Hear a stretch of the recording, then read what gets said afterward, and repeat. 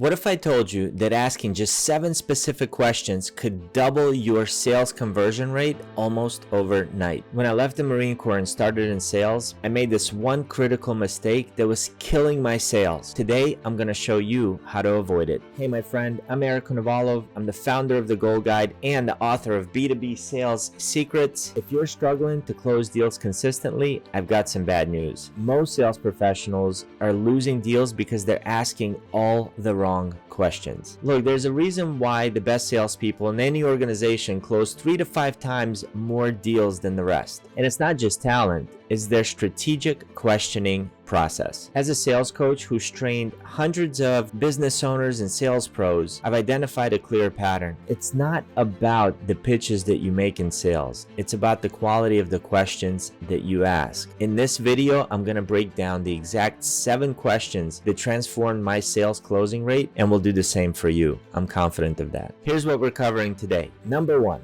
why most questioning frameworks completely miss the mark. The 7 specific questions that unlock hidden buying motivations. Number 3 is how to implement them today, even if you're brand new to sales, my friend. And number 4, the exact order to ask these questions in. And this is the most critical piece. But first, let me share a quick story with you that changed everything for me. Back in 2007, I was selling copiers as soon as I got out of the Marine Corps. I thought I knew how to sell. I was cocky, I was overconfident, and at the end of the day, I was completely clueless.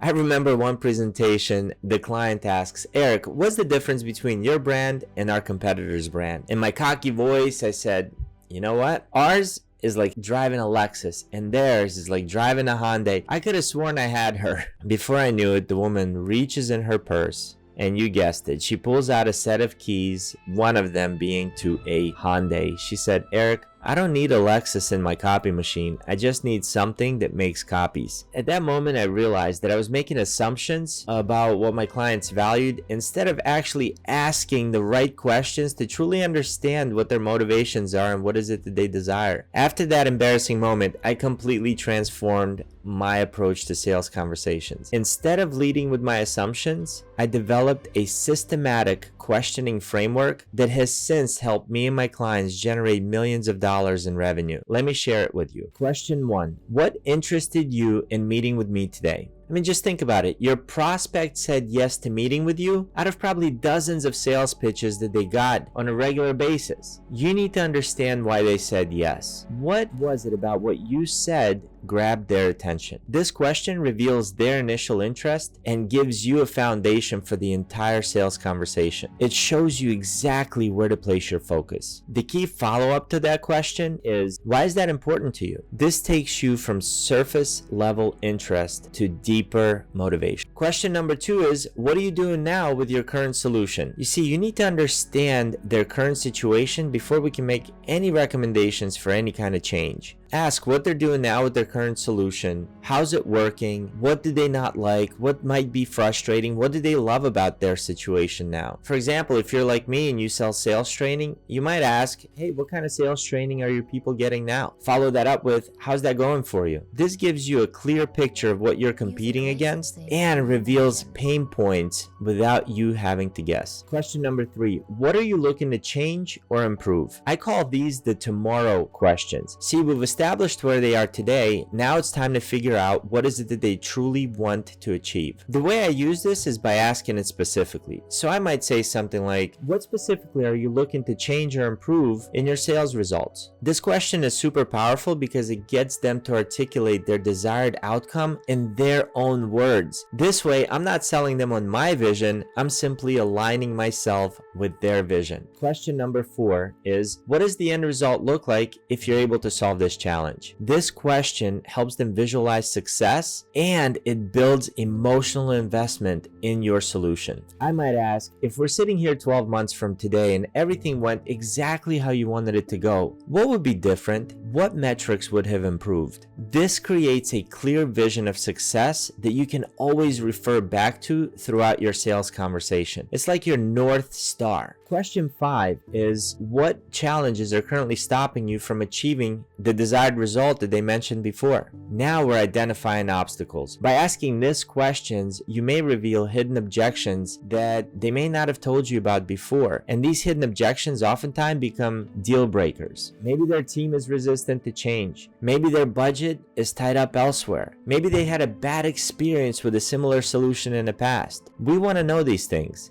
These, I found, are the real barriers to purchasing. And by identifying them early, gives us time to address them way before it's too late. Question number 6 is, what will it mean to you personally if you can solve this? This is where the magic happens, my friend, because people buy emotionally and they justify it logically. When you ask what solving this challenge would mean to them personally, what you're actually doing is you're tapping into their emotional drivers. Will they get a promotion? Will they reduce their stress? Will they finally have time to focus on what they actually enjoy focusing on? What I found is that these personal rewards are way more powerful oftentimes than them actually hitting their business objectives. Question number 7. What happens if you do nothing about this? This creates urgency by highlighting the cost of inaction. When customers consider the heavy cost of not taking any action, it increases urgency for them to take action today. It increases natural motivation for them. I might say, if you decide not to address this issue, what do you think will happen 6 to 12 months from now? Here's the thing though, this question has to be asked with genuine curiosity. It cannot be used as some kind of a pressure tactic. Now here's the important part. These questions are not just a part of some checklist. They create a framework for your entire sales conversation. I call this the CTSTPP framework. They're the curiosity questions, today questions, tomorrow questions, stop sign questions, personal reward questions. I hope I got all that right.